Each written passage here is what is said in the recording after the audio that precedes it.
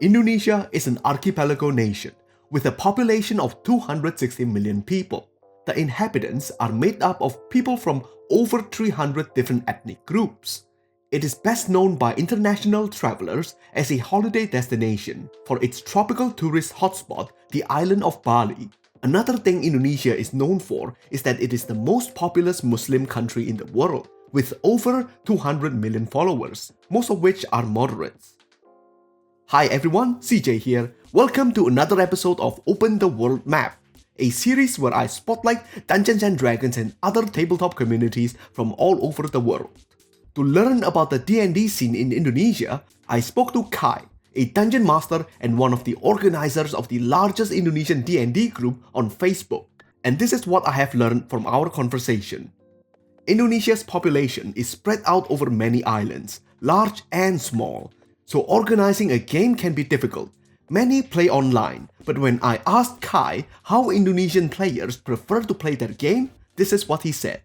I feel that a lot of Indonesians would prefer to play offline, but it's not possible, even within Jakarta itself, because Jakarta is a big city and we have terrible traffic jam. So sometimes it takes 4 or 5 hours to get from one side of the city to the other. So you either play D&D somewhere close to your house or you play it online. When we play online, when we do text, I think a lot of people are more comfortable using English. But when we play live, because it's a very spontaneous game, people tend to use our native tongue more because it's a more spontaneous reaction. They don't have time to think about grammar or spelling.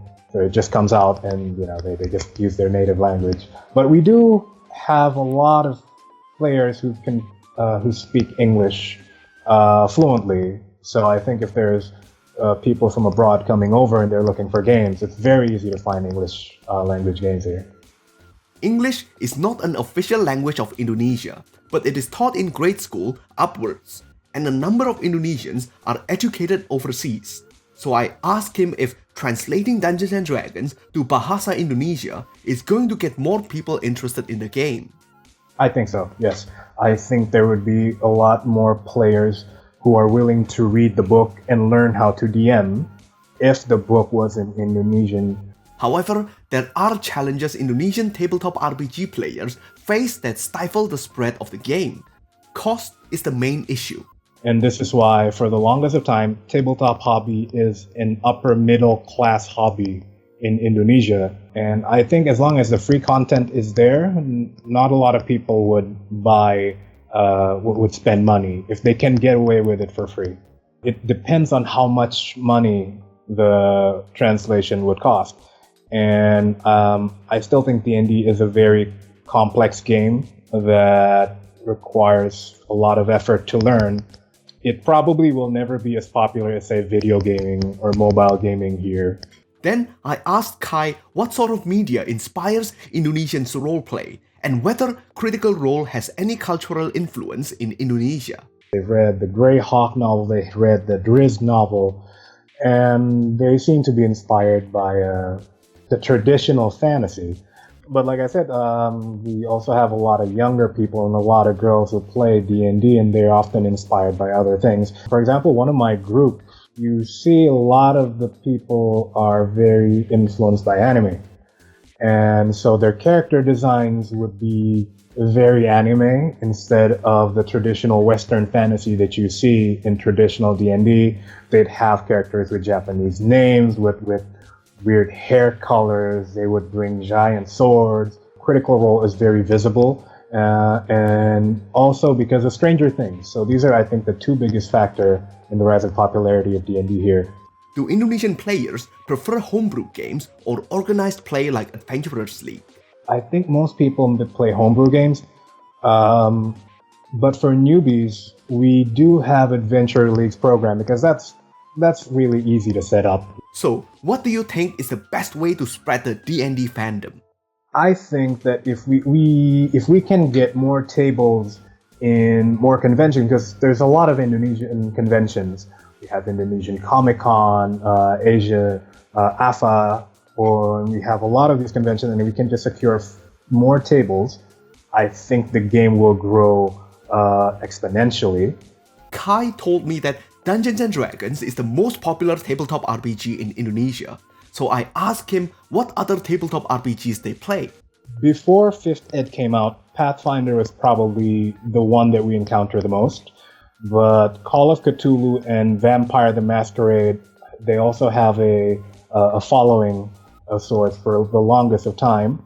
And now that tabletop RPGs are becoming more popular, we are trying to branch out and trying everything. We try Open Legend, Legend of Five Rings, all the new things. Turning the conversation towards slightly more sensitive topic, I asked him whether the country's religiosity has affected the way they play the game or caused a backlash like the Satanic Panic, like in America during the 80s. Well, one thing that we need to take into account is that Indonesia have very religious people, that is true, but we don't actually have a religious law as our primary law. One region in Indonesia uses religious law, and that's Aceh. But when you say that Indonesians are required to have religion, it's actually for their ID purposes. It's going to be written in your ID card, but even if you're not religious, there's actually no punishment for it. Not legally, anyways. Of course, there's a stigma if you're an atheist here, but it's not actually a punishable crime. But of course, there are people who will say that video games or gaming is bad. You will always have that in any country. I think any country would have hardline elements. Indonesia is no different. But no, I don't think there will be a big backlash to it. I've heard one case of a person who stopped playing D&D because he said it doesn't align with his religious value, but I've only heard one case from maybe a few hundred people that I know playing D&D. So I don't think it's that big of an issue yet, at least. Now comes my favorite part of the interview. I asked Kai what is his secret sauce for dungeon mastering. Stories work best when you give players choices. And even more important is when you show them that what they did, the action that they take and the choices that they make, it has an effect to the overall storyline. I think that's a very important part of D&D that a lot of DMs tend to forget. I asked him if there's any message he would like to deliver to other Indonesians or the world in general. For the Indonesians watching this, if you're interested in D&D, you can contact the D&D Indonesia Facebook group, and we can teach you how to play. We can help you find people to play with. And this is for the wider audience. If you're in the Southeast Asia region and you're looking for games that's more friendly to your time zone, look us up. We'll be very happy to play with you guys. And that was Kai, one of the many great organizers from Dungeons & Dragons Indonesia. You can find the link to their Facebook and Discord group in the description section below. Before I end the video, let me give thanks to my Patreon supporters for supporting this series.